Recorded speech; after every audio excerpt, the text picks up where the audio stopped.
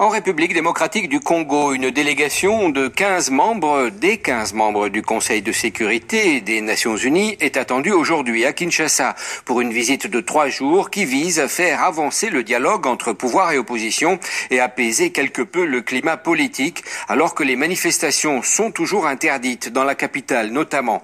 À l'occasion de cette visite, l'envoyé spécial de la Grande-Bretagne pour les Grands Lacs appelle les autorités congolaises à prendre un certain nombre d'engagements concrets. Écoutez à ce sujet Danae Dolakia, envoyé spécial donc de Grande-Bretagne pour les Grands Lacs. Pour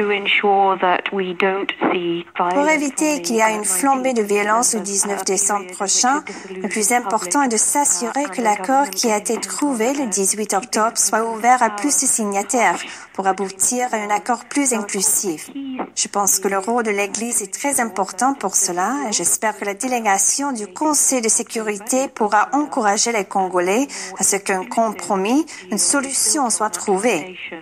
Pour trouver une solution de compromis, un signal fort du gouvernement pourrait être de s'engager clairement à garantir l'alternance au pouvoir, s'engager à ce que le gouvernement, d'après le 19 décembre, soit un gouvernement de transition, qu'il y ait aussi un calendrier clair pour l'organisation des élections avec une présidentielle en 2017 ou plus tard, car de nombreux experts ont établi que c'était parfaitement faisable.